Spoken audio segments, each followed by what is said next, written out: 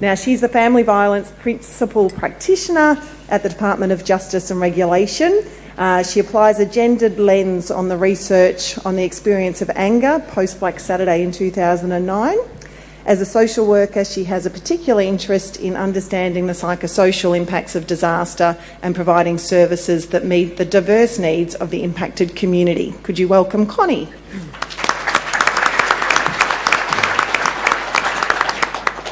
Thanks for that.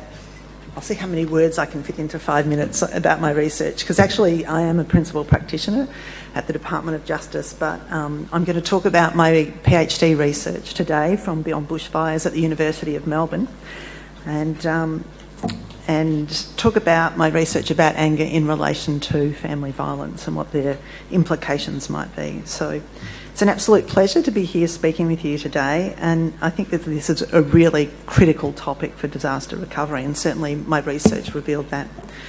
My background is as a social work practitioner and leader with family violence, disaster and trauma, and we already know about my current roles. So within this research, the overarching conceptualisation of anger and its relationship with family violence that I'm using is that anger can be a precursor to violence, and it is a trigger, it's not a cause. I'm not saying that people become angry and they can't control themselves, but feeling angry can trigger family violence.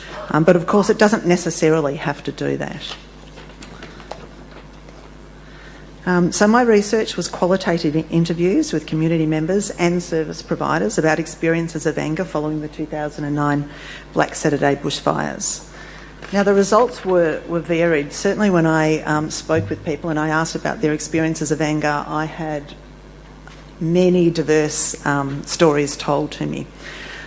Some of the results are that community members reported that following the bushfires, they got angry for the same reasons they would have been angry pre-bushfires, but what they felt was that their anger was much higher than it would have been before, and they got to that point of being angry much faster. But the thing that they found in the recovery process was that once they became angry, service providers often ignored them. So it wasn't taken on board that they had real reasons for being angry. And so they were much angrier than they were, and then they weren't getting a response, and that was a real struggle for them in the recovery.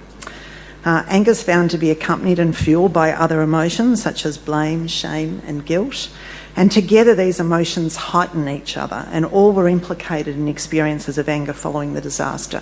And when you think about the sorts of roles people need to take on in disaster at the time of the disaster, there's a lot that people feel shame and guilt and all sorts of emotions about, and that does create a bit of a whirlwind for them. Anger, on the other hand, can be a motivator when at the right level. If you think about the post-disaster recovery process, it's so involved and laborious, and anger can sometimes provide an energy for people. So we shouldn't just assume if someone's angry that it's a bad thing. It actually could be the thing that's moving them forward, and it can be quite useful. However, anger can, when it's present at that really high and chronic level, what was reported is that that's when it's associated with mental illness such as post-traumatic stress disorder, as well as conflict, abuse and family violence, and it becomes a barrier to accessing support. So once anger gets past a certain level, that's when we're really in trouble, and people really do need support with moving to a different place. Anger causes. As I said, there were a myriad of stories that I heard about what caused anger. But when I put all of those stories together from the interviews, what I heard was that there were a sort of a small group of themes that made people angry. One was lack of acknowledgement of trauma from leaders or service providers, that people would just walk in and start working with them and really move past the extraordinary events that people had experienced. A lack of equity, whether it be in donations and grants or resource distribution, either within communities or between communities, really caused anger for people. A lack of control and autonomy over disaster response and recovery processes. The message was very clear that communities need to drive their own recovery. We can't tell people what a good recovery process is. We need to empower people to be leading that recovery. And importantly, these anger events are typically tied to unmet expectations. Individuals and communities will have expectations often set by service providers and government, and when they're not met following the disaster experience, it's highly distressing for people and anger-provoking. And those expectations are set in many ways pre a disaster. If you think about what our community expectations are for support in an individual trauma, people will want that even though it's a much larger trauma experience. And governments through policies and practices and processes will set up expectations. I think that a really important message from this is that particularly with at-risk communities, we need to be talking to those communities in advance about what expectations are, about what supports they'll receive, and we need to be really true to those. And the way to be true to those is to let communities identify what they need and make sure we support them to get what they need after the disaster experience. And that's not to say that we're not doing an extraordinary amount in that area, but that when we get it wrong even just a little bit, it is very difficult to deal with post-trauma. In the stories that I heard, there was quite a bit in the stories which related to gender differences, and as we've heard already, that gender is very much a player in the disaster environment, even though in the past we didn't even think about gender very much. What I heard was that women experienced increased physical and emotional caring obligations with loss of community resources post-disaster, which would push women back into a domestic fear that maybe they had left, where anger and abuse might be occurring in those home environments. Whereas men were typically physically involved in disaster response at the time and following the disaster, such as fighting fires and clearing debris, etc. And this went on for some time after the 2009 bushfires.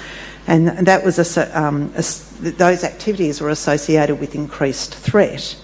Yet there was some reluctance by men, as we've heard from other speakers today, participating in the research, to access psychosocial support due to their masculine identities. They just didn't feel like they could rightly receive psychosocial support, even though they were saying to me in interviews, I am in extreme distress 4 years after the bushfires. An increase in threat is associated with increased post-traumatic stress disorder, and this in turn is associated with increased anger and anger expression for men in particular, which we know from other research. Women are generally more likely to actively seek psychosocial support through professionals following disaster. However, they are reluctant to report anger and abuse from disaster-affected family members, as it feels disloyal to those who are trauma impacted, with decreased and that decreases access to family violence services for women. So it's a bit of a catch-22 for them. If you look at other research, we think about, what's the importance in responding to family violence is really clear to us, but it's actually even more important post-disaster.